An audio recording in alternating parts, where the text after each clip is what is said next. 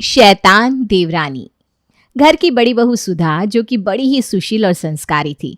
सुधा बहुत ही समझदारी से सब काम करती और उसने अपनी सूझबूझ से ही घर को संभाल रखा था, इसलिए घर के सभी सदस्य हर काम में उसकी राय लेते। लेकिन जब देवरानी ससुराल में आते ही हर बात में जिठानी की वाहवाही सुनेगी तो जलन तो कहीं ना कहीं उससे भी होगी। अब अपनी जलन के चक्कर में वो ससुराल में क्या क्या गड़बड़ करती है चलिए देखते हैं। बहू, आज तेरी पहली रसोई है। हाँ देवरानी, तो आज आप खाने में क्या बनाने वाली हैं? जी वो माँ जी जो कहेंगी मैं वही बना दूंगी। अरे बहू, ये सवाल तो तू सुधा बहू से ही पूछ ले। मुझे तो रसोई में कदम रखे भी अरसा हो गया। घर का और रसोई का सारा काम अब सुधा बहू ही संभालती है। मैं तो अब बुढ़ापे में बिल्कुल आराम से रहती हूँ, यहाँ तक कि पानी का गिलास तक नहीं उठाती जी भाभी, आप बताइए मुझे खाने में क्या बनाना है? अरे रितु, तुम्हें जो भी बनाना है तुम वो बना सकती हो, हमें तो बस तुम्हारे हाथ का खाना खाना है। जी ठीक है भाभी। उसके बाद रितु रसोई में खाना बनाने चली जाती है। फिलहाल तो मुझे ये सोचना है कि खाने में क्या बनाऊं। नान और कढ़ाई पनीर बना देती हूँ। उसके बाद रितु खाना पकाती है और फिर सभी को गर्मा गर्म खाना परोस देती है। अरे रितु, एक मिनट, मैं तुम्हें बताना ही भूल गई थी। पापा जी के नान पर बटर नहीं लगाना, उन्हें कोलेस्ट्रॉल की प्रॉब्लम है ना, इसलिए वो घी बटर ये सब नहीं खाते। ठीक है भाभी, मैं आगे से ध्यान रखूंगी। अरे एक बार को सूरज निकलना भूल सकता है, लेकिन हमारी सुधा बहू हमारा ख्याल रखना नहीं भूलती। अरे वही तो, हमारी सुधा बहू है ही इतनी समझदार बस बस, मैं इतनी भी कुछ खास नहीं हूँ। अब आप सभी खाना खाइए, खाना ठंडा हो रहा है। हाँ हाँ भाभी, अब सबको खाना परोस दीजिए। ठीक है। उसके बाद सुधा सबको खाना परोसती है और सभी बड़े चाव से खाते हैं। खाना कैसा बना है? सच में खाना तो बड़ा ही लाजवाब है। हाँ रितु, तुमने बहुत टेस्टी खाना बनाया है। हाँ भाई, मानना पड़ेगा, बहू के हाथों में तो जादू है जी शुक्रिया। उसके बाद सभी अपने अपने काम पर चले जाते हैं। थोड़ी देर बाद सुधा अपने कमरे में चली जाती है। मुझे तो मेरी जेठानी बहुत तेज़ लगती है, सबके सामने कितनी अच्छी बन रही थी, और आज मेरी पहली रसोई वाले दिन भी क्रेडिट खुद ही ले गई। मैं घर में नई नई बहू आई हूँ, सबको मुझ पर ज़्यादा ध्यान देना चाहिए था, लेकिन नहीं, सब बस सुधा बहू यही करे जा रहे थे। पहली रसोई वाले दिन ही रितु के मन में जलन की चिंगारी लग चुकी थी। देखते हैं अब ये चिंगारी ज्वाला का कौन सा प्रचंड रूप लेती है। एक दिन, नहीं नहीं नहीं, हमें ऐसा नहीं करना चाहिए। अरे जो मैं कह रही हूँ वो बिल्कुल ठीक है। अरे तुम मेरी बात ही नहीं समझ रही हो, मैं जो कह रहा हूँ हमें वैसा करना चाहिए। तभी वहां पर सुधा और रितु आ जाते हैं। क्या बात है मम्मी जी, पापा जी, आप दोनों किस बात पर बहस कर रहे हैं? आप दोनों किसी बात को लेकर परेशान हैं क्या? अरे नहीं नहीं बेटा, ऐसा नहीं है, बस एक बात है जो हम डिसाइड नहीं कर पा रहे हैं। बताइए ना पापा जी, शायद हम कुछ मदद कर सके। बहू, हम बर्थडे सेलिब्रेशन के बारे में कंफ्यूज हो रहे थे। अरे कोई बात नहीं पापा जी, हम उसमें आपकी बिल्कुल मदद कर सकते हैं। हाँ चलिए, हम ये फैसला अपनी बहुओं पर ही छोड़ देते हैं। हाँ, बाकी सुधा बहू है भी तो लाजवाब, वो सब संभाल लेगी। लेकिन पापा जी, बर्थडे किसका है? अम, पापा जी क्या हुआ आपको? पानी। रितु जल्दी से रमेश के लिए पानी लाती है। शुक्रिया बहू। फिर कुछ दिन बाद जब रितु, सुधा और शांति हॉल में बैठे थे, तभी वहां पर रोहन 2 शर्ट लेकर आता है। अच्छा आप लोग मुझे ये बताइए, मैं कल ऑफिस में ब्लैक कलर की शर्ट पहनूं या ब्लू कलर की? मैं ना बहुत कंफ्यूज हो रहा हूँ। क्यों देवर जी, कल ऐसा क्या है ऑफिस में? अरे भाभी, कल ऑफिस में बहुत बड़ी पार्टी है बस इसीलिए पूछ रहा था। अरे बेटा, कुछ भी पहन ले, इसमें भी क्या इतना सोचना। बाकी तो तू इन दोनों बहुओं से पूछ, मुझे नहीं कुछ पता इन शर्ट वर्ट के बारे में। मेरे हिसाब से ब्लैक शर्ट अच्छी रहेगी, लेकिन रितु तुम बताओ, तुम्हें क्या सही लगता है? मुझे ना ब्लू शर्ट अच्छी लग रही है, हमेशा ब्लैक कलर अच्छा नहीं लगता ना। हाँ, लेकिन ब्लैक कलर सब पर सूट करता है। लेकिन ब्लू कलर की भी अपनी अलग ही खासियत है। अरे मैं तो यहाँ पर इनमें से कोई एक शर्ट फाइनल करने आया था, लेकिन आप लोगों ने तो मुझे और भी कंफ्यूज कर दिया। अब मैं सुबह ही देखूंगा। इतना कहकर रोहन वहाँ से चला जाता है। फिर अगले दिन जब रोहन अपने कमरे में रेडी हो रहा था, अरे कौन सी शर्ट पहनूं, चलो ब्लू ही पहन लेता हूँ। रोहन जैसे ही ब्लू शर्ट उठाकर पहनने लगता है, वो देखता है कि अरे इस शर्ट का तो बटन टूटा हुआ है। लगता है मेरे नसीब में ब्लैक शर्ट पहना ही लिखा था, चलो कोई बात नहीं। जैसे ही रोहन रेडी हो जाता है तो वहां पर रितु आती है और उसे ब्लैक शर्ट में देखकर उसका खून खौलने लगता है। ला ला ला ला ला ला ला। रुकिए, क्या हुआ रितु? मैंने आपको ब्लू शर्ट पहनने के लिए कहा था ना, आपने ब्लू शर्ट क्यों नहीं पहनी? अरे वो उसका एक बटन टूटा हुआ था इसलिए। तो आप मुझे बोल भी तो सकते थे, मैं उस पर बटन लगा देती। लेकिन नहीं, मेरी बात तो किसी को माननी नहीं। इस घर में मेरी बात की कोई वैल्यू ही नहीं है, सब सिर्फ भाभी की सुनते हैं। अरे नहीं रितु, ऐसा नहीं है। ऐसा ही है, भाभी ने इस पूरे घर को अपने वश में कर रखा है। ये तुम कैसी बात कर रही हो? मुझे सब सच पता चल गया। ऐसा ही है, हर कोई जब देखो सिर्फ उन्हीं की बात मानता है। अरे मेरी बात तो सुनो। नहीं सुनी मुझे कोई भी बात। रितु गुस्से में वहां से चली जाती है। कमाल है यार। रितु को यही लगता था कि सुधा ने पूरे ससुराल को अपने वश में कर रखा है, जबकि ऐसा नहीं था। लेकिन रितु के मन में ये बात पूरी तरह से घर कर जाती है और इसी वजह से अब वो जेठानी से चिढ़ने लगी थी। एक बार, अरे बहू, तू रात को खाने में क्या बनाएगी? मम्मी जी मैंने राजमा भिगो दी है, मैं आपकी पसंदीदा राजमा बनाऊंगी। तभी सुधा वहां पर आते हुए कहती है, अरे रितु, तुम भी ना अभी दाल बना लो, राजमा सुबह बना लेना। हाँ बहू, सुधा बहू बिल्कुल ठीक कह रही है। ये सुनते ही रितु बिल्कुल आग बबूला हो जाती है। बस अब बहुत हुआ। क्या इस घर में कभी मेरी मर्जी का कुछ भी नहीं हो सकता? हर बात में सिर्फ सुधा बहू यही चलता रहेगा? रितु को इतना भड़का हुआ देखकर सुधा और शांति काफी हैरान हो जाते हैं। अरे क्या बात है बहू, तुझे अचानक से क्या हो गया? हाँ रितु भाई, क्या बात है, बताओ तो। भाभी आप तो सब जानती है, मैं कुछ भी काम करती हूँ या किसी को कुछ भी राय देती हूँ तो कोई भी इस घर में मेरी बात सुनता ही नहीं है, सिर्फ आपकी ही बात मानता है। आपने ऐसा क्या जादू कर रखा है इन पर कि ये आपकी बात के आगे किसी की बात सुनते ही नहीं है? अरे बहू, ऐसा नहीं है। वो मैं राजमा इसलिए नहीं खाती क्योंकि अरे मुझे ना गैस की प्रॉब्लम है और राजमा रात को हैवी हो जाती है। हाँ रितु, बस इसीलिए मैंने तुम्हें मना किया। तुम अभी घर में नहीं हो, तुम्हें घर के तौर तरीके सीखने में समय लगेगा, इसलिए मैं तुम्हारी सिर्फ मदद करना चाहती हूँ, बाकी कोई बात नहीं है। अरे रहने दो भाभी, मैं आपके षड्यंत्र अच्छे से जानती हूँ। हर चीज में आप बस अपनी टांग बीच में अड़ाती हो। लेकिन बहू, सुधा बहू तो तुझसे 1 फीट दूर खड़ी है। मैंने तो कभी उसे अपनी टांग अड़ाते नहीं देखा, ना ही उसके पैर इतने लंबे हैं कि वहां तक पहुंचे और तू गिर जाए। अरे मम्मी जी, ये बस कहावत है। देखा आपने, फिर से भाभी की ही साइड ले रही हैं। एक छोटी सी कहावत पर मुझे कितना सुना दिया। भाभी, आपने घर वालों पर कौन सा काला जादू कर रखा है, बता दीजिए। अरे बहू, मैं बस मजाक कर रही थी ताकि तेरा गुस्सा शांत हो जाए। देखो रितु, मेरी बात समझने की कोशिश करो। नहीं नहीं नहीं, और हाँ, अब आप ना खाना खुद ही बना लो। रितु वहां से गुस्सा होकर चली जाती है। बहू, लगता है छोटी बहू को कुछ बहुत बड़ी गलतफहमी हो गई है, हमें इस बात को सुधारना होगा। हाँ मम्मी जी, मैं रितु से बात करने की कोशिश करूंगी। फिर अगले दिन जब रितु अपने कमरे में रेस्ट कर रही थी तब सुधा उसके कमरे में जाती है। भाभी, आपने दूसरों को अपने वश में कर रखा होगा, लेकिन मेरे ऊपर ये सब नहीं चलेगा। आप बिना पूछे मेरे कमरे में कैसे आ गई? अरे मैं तो पैरों से आई। सब पैरों से ही आते हैं, हम कोई हाथों से नहीं चलते। रितु, मैं तुमसे यही बात करने आई हूं कि तुम बिना वजह मुझे गलत मत समझो। हम दोनों को अच्छे से रहना चाहिए।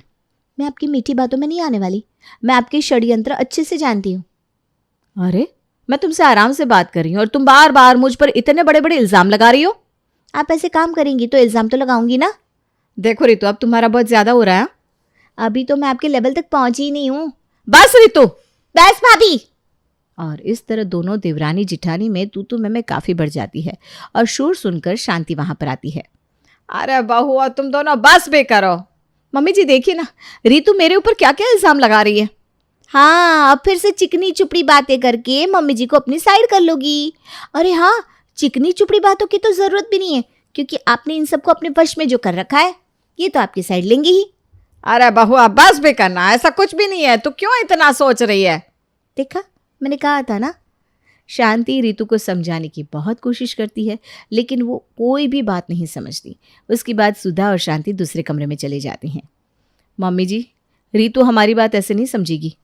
हाँ बहू, हमें रोहन से बात करनी होगी। फिर शाम को रोहन के ऑफिस से घर आने के बाद, बेटा आज देख ये सब हुआ, अब तू ही जरा बहू को समझा। अरे मम्मी, कुछ दिन पहले सुबह तो मेरे साथ भी ऐसा ही हुआ था। आपके साथ क्या हुआ था देवर जी? रोहन शांति और सुधा को सारी बात बताता है। तो ये सब हुआ और मैं बहुत कंफ्यूज हो गया। मुझे तो खुद समझ में नहीं आ रहा कि मैं उसे कैसे समझाऊं। अब हम क्या करेंगे? कोई बात नहीं, मैं रिया से एक बार और बात करके देखती हूँ। हम सब उसे समझाने की पूरी कोशिश करेंगे और ऐसे ही सब सही होगा। हाँ बहू, तूने बिल्कुल सही कहा। अब तू ही रितु को समझा। भाभी, आप ही सब सही कर सकती हैं। All the best. Thank you. फिर अगले दिन सुबह जब रितु किचन में खाना बना रही थी तब सुधा उसके पास जाती है। अरे रितु, क्या कर रही हो तुम? आप फिर से आ गई? हाँ, आपको तो सब जानना होगा ना, तो देख लीजिए, खाना बना रही हूँ मैं। अरे हाँ, तुम ना सब्जी में तेल ज़रा कम डालो, ऐसे फिर सब्जी अच्छी नहीं बनती। अरे हाँ, मैं तो भूल ही गई थी। आप बिना राय दिए रह नहीं सकती। आपको हर चीज़ में सिर्फ अपनी मर्जी चलानी होती है ना। दूसरा इंसान तो पागल है, उसे तो कुछ करना आता नहीं। क्या करूं, आदत से मजबूर हूं। मुझे आपकी एक्टिविटी कुछ ठीक नहीं लग रही। मुझे सब पता है, आपने घर वालों को अपने वश में किया है, लेकिन आपका ये जादू मेरे ऊपर काम नहीं करेगा। एक दिन मैं आपका सच सबके सामने ला कर रहूंगी। सुधा रितु के करीब आकर एक अजीब मुस्कुराहट के साथ कहती है, कहीं ऐसा ना हो कि उससे पहले तुम ही मेरे वश में हो जाओ। हाँ? सुधा हंसते हुए वहां से चली जाती है। उसे ऐसे देखकर रितु काफी डर जाती है। देखो, मैंने तो पहले ही कहा था कुछ गड़बड़ है, वरना ऐसा हो ही नहीं सकता कि सब सिर्फ इनकी ही बात मानते हो। लेकिन कोई बात नहीं, मुझे जल्दी ही कुछ करना होगा और मैं भाभी का सच सबके सामने लाकर रहूंगी। उस दिन के बाद से रितु हर समय सुधा के ऊपर नजर रखने लगी थी। फिर एक दिन सुधा छुपते छुपाते अपने कमरे में जाती है और रितु छुपकर उसे देख रही थी। फिर सुधा जल्दी जल्दी कमरे में कुछ ढूंढने लगती है। अरे मेरा लॉकेट कहाँ चला गया? थोड़ी देर ढूंढने के बाद मिल गया। यही तो मेरा मेन हथियार है, इसी से मैंने सबको अपने वश में किया हुआ है। हाँ, मुझे तो पहले से पता था कुछ गड़बड़ है। वहीं दूसरी तरफ अब मैं इस लॉकेट को रितु की आंखों के सामने घुमाकर उसे भी अपनी गुलाम बना लूंगी। मुझे बस ये लॉकेट घुमाकर बोलना है, लॉकेट घुमाओ, गुलाम बनाओ। बस मेरा काम हो गया। अरे बाप रे, मेरी भाभी तो बहुत ही खतरनाक है। शुक्र है मुझे इनका सच पता चल गया, नहीं तो ये तो मुझे भी अपने वश में कर लेती। मुझे जल्दी ही कुछ करना होगा। फिर रितु एक अच्छा सा मौका ढूंढकर उस लॉकेट को ले लेती है और उसके भी मन में लालच आ जाता है। इस लॉकेट का मुझे भी तो कुछ फ़ायदा उठाना चाहिए। अब इसकी मदद से मैं सबको अपने वश में करूँगी। और रितु सबसे पहले जाती है सुधा के कमरे में। अरे रितु, आओ आओ, तुम्हारा स्वागत है भाई। ज़रूर। उसके बाद रितु उस लॉकेट को निकालकर सुधा की आंखों के सामने घुमाने लगती है। लॉकेट घुमाओ और गुलाम बनाओ। उसके बाद रितु, हुक्म दो। सच में? हाँ रितु, मुझे तुम्हारे लिए क्या करना होगा? मुझे एक फनी डांस करके दिखाओ। उसके बाद सुधा अजीब तरीके से नाचने लगती है, जिसे देखकर रितु बहुत ज्यादा हंसती है। हाँ नाचो, आपने सबको अपने इशारों पर नचाया है ना, अब मैं आपको नचाऊंगी। लॉकेट मिलने के बाद रितु बहुत ज्यादा खुश थी। वो एक एक करके सभी को अपने वश में कर लेती है और सबसे घर का काम करवाती है। मम्मी जी, आज खाने में क्या बनाना है? अरे बहू, रितु बहू से ही पूछ ले। पूरे घर की जिम्मेदारी रितु बहू की है, इसलिए जो वो कहे वही कर। हाँ बताओ रितु। भाभी, आपको करेले पसंद नहीं है ना, इसलिए आज आप करेले की सब्जी बनाइए और सबसे ज़्यादा सब्जी आपको ही खानी होगी। ठीक है रितु, मैं करेले बना देती हूँ। वैसे करेले हमारे लिए बहुत हेल्दी होते हैं। इतना कहकर सुधा किचन में जाकर खाना पकाने लगती है। आखिरकार मुझे भाभी का सीक्रेट पता चली गया, अब मैं उनसे पूरा बदला लूंगी। खाना बनने के बाद रितु जबरदस्ती सुधा से बहुत सारे करेले खाने को कहती है और सुधा अजीब सा मुंह बनाकर सारे करेले फिनिश कर लेती है। शाबाश भाभी। इस तरह रितु सबसे अपने काम करवाती और कभी कभी उन्हें बहुत ज़्यादा परेशान भी करती थी। फिर अगले दिन सुबह, बहू मुझे कुछ काम से बाहर जाना है, मैं जल्दी ही वापस आ जाऊंगी। ठीक है मम्मी जी। सब अपने अपने काम पर चले गए थे और शांति भी किसी ज़रूरी काम से बाहर गई थी। भाभी, आज आप छोले की सब्जी बना दीजिए। ठीक है रितु। फिर सुधा छौंक तैयार करने के बाद सब्जी कुकर में चढ़ा देती है। उसकी थोड़ी देर बाद रितु सुधा के पास आती है। अरे भाभी, टेलर का फ़ोन आया है, उससे कहा कि साड़ी तैयार हो गई है और मैं उसे ले आऊँ, क्योंकि अगले 1 हफ्ते तक उसकी दुकान बंद रहेगी ना। तो जाओ, आप जाकर साड़ी ले आओ। अरे लेकिन सब्जी? अरे इसे मैं देख लूँगी, आप जाओ तो। सुधा भी वहाँ से चली जाती है। फिर रितु थोड़ी देर के लिए अपने कमरे में जाती है और उसकी आंख लग जाती है। वहीं दूसरी तरफ कुकर में बहुत सारी सीटियाँ आने लगती है, लेकिन रितु तो आराम से सो रही थी, इसलिए उसे कुछ सुनाई नहीं देता। वो कुकर भी बेचारा सीटी बजा बजा कर परेशान हो गया था और फटने वाला था कि तभी वहाँ पर रोहन आ जाता है और गैस बंद कर देता है। फिर जब रितु आती है तो रोहन उसे सारी बात बताता है। रसोई में इतना धुआं और कुकर की ऐसी हालत देख कर रितु काफ़ी डर जाती है। तभी वहाँ पर शांति, रमेश और सुधा भी आ जाते हैं। अरे बहू, तू ठीक तो है ना? हाँ रितु, तुम ठीक तो हो ना? तुम्हें कुछ हुआ तो नहीं? आप सब नॉर्मल बातें कैसे कर रहे हैं? आप सभी तो वश में थे ना? नहीं रितु, दरअसल ये हमारा प्लान था। तुम हमारी कोई भी बात समझने को तैयार नहीं थी, इसलिए हम तुम्हें ये दिखाना चाह रहे थे कि किसी को वश में रखकर काम करवाने में और अपनी मर्जी से रहने में बहुत अंतर होता है। हाँ रितु, हम तुम्हें फ़र्क समझाना चाह रहे थे कि वश में रखना और नॉर्मल रहने में बहुत फ़र्क होता है। तुम्हें लगता था कि कोई भी तुम्हारी बात नहीं सुनता, इसलिए हमने सोचा कि हम अगले कई दिनों तक सिर्फ तुम्हारी ही बात सुनेंगे और सब कुछ तुम्हारे हिसाब से ही चलेगा, ताकि तुम्हें बुरा ना लगे। हाँ बहू, हम कभी भी तुम दोनों में कोई भेदभाव नहीं करते। तुम अभी घर में नई हो, तुम्हें घर के तौर तरीके पता नहीं, इसलिए सुधा बहू सिर्फ तुम्हें चीज़ें समझाती है, क्योंकि वो इस घर की बड़ी बहू है और तुमसे कई साल पहले आई है, इसलिए उसे यहाँ के तौर तरीके अच्छे से पता है। बहू, सुधा बहू सिर्फ तुझे इसलिए टोकती थी ताकि तुझसे कोई गड़बड़ ना हो। और जिस दिन तुम हमसे बर्थडे के बारे में पूछ रही थी ना, हम सब तेरे बर्थडे के लिए ही सरप्राइज प्लान कर रहे थे, इसीलिए हमने तुझे कुछ नहीं बताया और सुधा बहू को सारी जिम्मेदारी सौंप दी। आपने बिल्कुल सही कहा, मुझसे बहुत बड़ी गलती हो गई। आप सभी मुझे माफ़ कर दीजिए।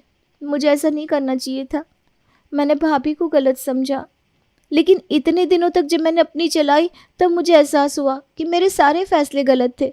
जैसे एक दिन खाने में कुछ ज़्यादा ही घी डालने पर पापा जी की तबीयत ख़राब हो गई थी, और आज भी मुझसे इतनी बड़ी गलती हो गई। अब मुझे समझ में आ गया कि घर को संभालने के लिए सच में जिम्मेदारी को समझना बहुत ज़रूरी है, और भाभी को घर की अच्छे से समझ है। मैं अभी नादान हूँ। मैं भी अब ना भाभी से सब कुछ सीखना चाहती हूँ। रितु, तुम भी कुछ ही दिनों में सब सीख जाओगी और मैं तुम्हारा बुरा नहीं चाहती। मैं तो चाहती हूँ कि हम दोनों मिलकर रहें। हाँ भाभी, अब से मैं दोबारा ऐसा नहीं करूँगी और हम सब मिलकर रहेंगे। चलो जी, अंत भला तो सब भला। हाँ पापा,